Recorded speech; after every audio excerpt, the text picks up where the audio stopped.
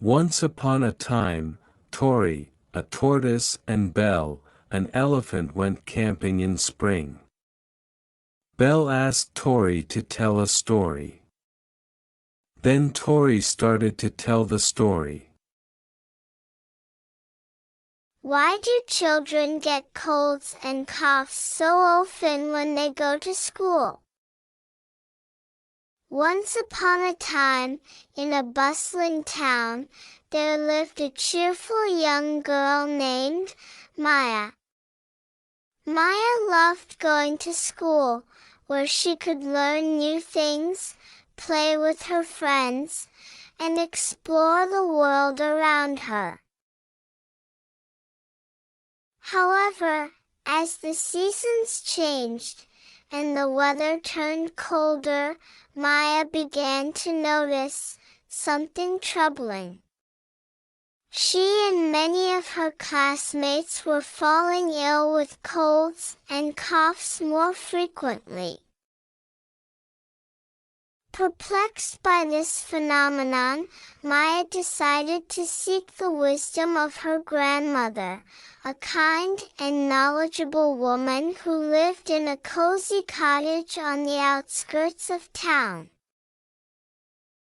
"Grandma," Maya asked with concern, "why do we get colds and coughs so often when we go to school?" "You see, my dear," her grandmother began, "schools are wonderful places where children come together to learn and grow.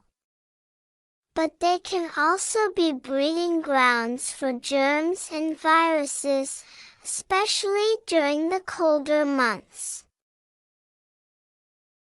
When many children gather in one place, such as a classroom, germs can easily spread from one person to another through sneezes, coughs, or even touching shared objects like desks and doorknobs," her grandmother said. "But fear not, my dear," she reassured Maya. "There are ways to protect yourself from getting sick. Washing your hands regularly with soap and water, covering your mouth and nose when you cough or sneeze, and avoiding close contact with classmates who are unwell are all important steps to stay healthy.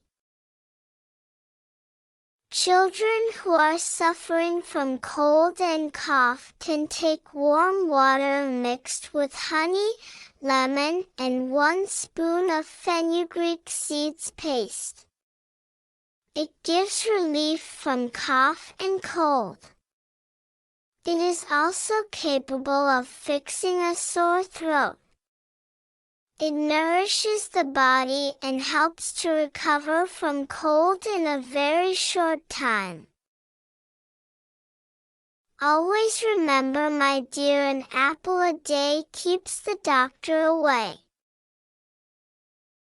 Maya realized that, by taking simple precautions and practicing good hygiene, she could help prevent the spread of illness among her classmates and herself.